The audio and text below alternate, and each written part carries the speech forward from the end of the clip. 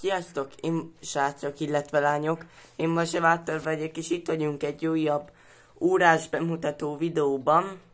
Ez az óra számomra nagyon különleges, ugyanis családi erekje, úgymond családi, ugyanis a mostoha nagyszüleimé, előtte pedig a dédszüleimé, most a dédszüleimé volt ez a majak kakukkos óra. Mondom ezeknek az óráknak a történetét. Ugye 1944-ben kezdték el készíteni a ilyen kakukkos órákat. Aztán ugye ez nagyon egyszerű szerkezetű volt. Most is az. Nagyon egyszerű szerkezetű ez az óra, legalábbis a gyártók számára az volt.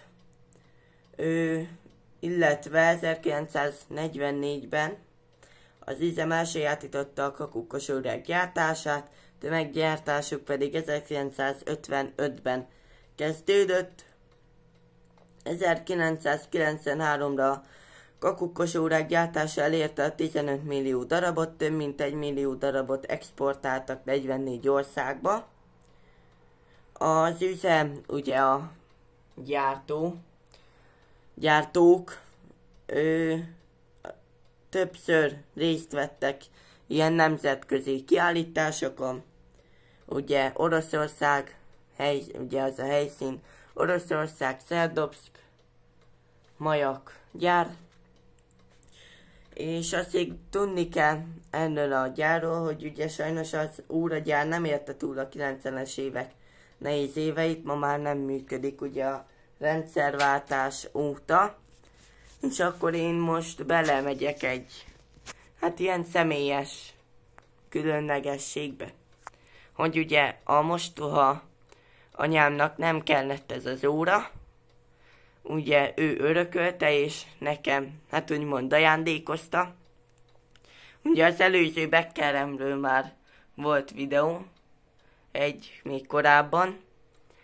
Ugye ez az óra nagyon piszkos volt, az előlapja nagyon csúnya volt. A madárkát is megmutatom, ezt még le kell festeni, ez is elég csúnya, de most ez van. Aztán, ugye az volt az egyik baj, hogy megállt az ingája. Igen, lefestettem ezeket is gyönyörű szépre. Úgyhogy nem ment a mutató, mert ugye túl ben voltak feszülve az anyagcsavarra, azt hiszem az. Ez anyagcsavar, ugye, igen. Ugye szépen kiszedtük a szerkezetet, kitisztítottam petróleumba, utána féktisztító, majd lehet, hogy csinálok erről is videót. Ugye fél kiló súlyok, 24 órán keresztül jár.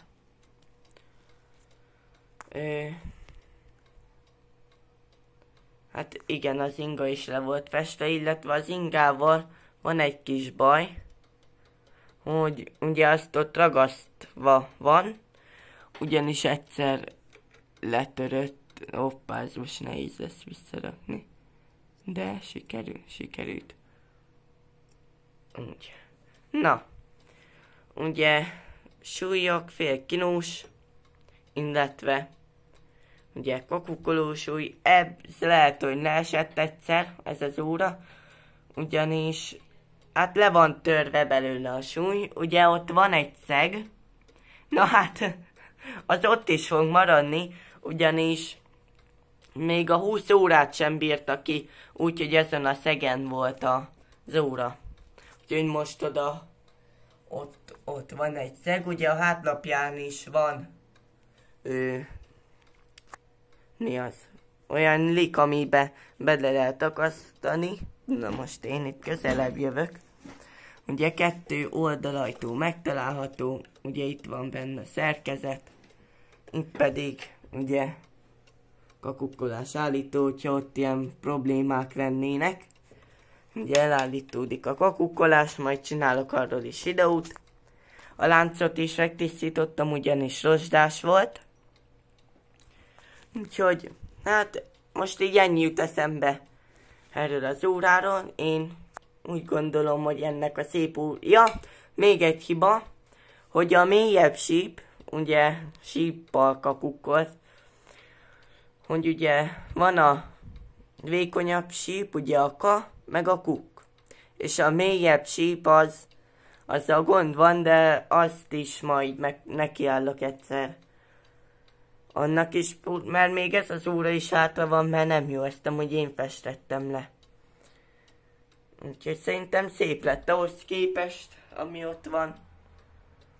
Na mindegy, hallgassuk meg ennek az órának a hangját.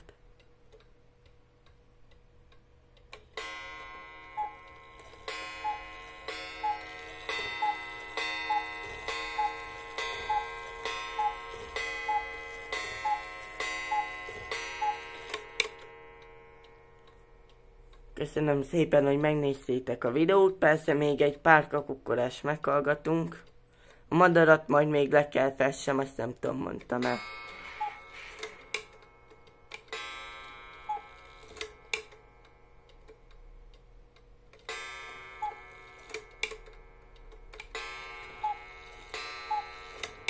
Igen, hát a lánc ugrál, azzal nem nagyon lehet mit kezdeni. Várjatok, beállítom a pontos időt. Most pont 9 óra lesz. Igen. Akkor oda tekerjük. Nem biztos, hogy bele tud már kerülni.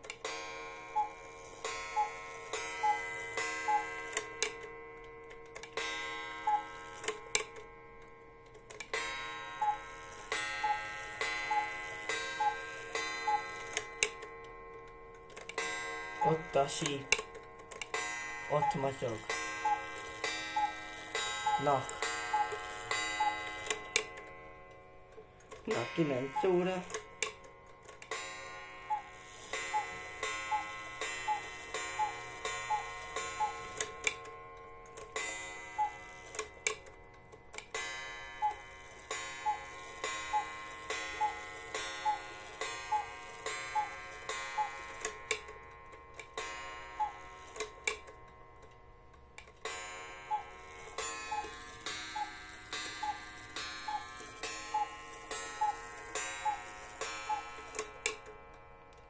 Köszönöm, hogy megnéztétek a videót, találkozunk hamarosan. Sziasztok!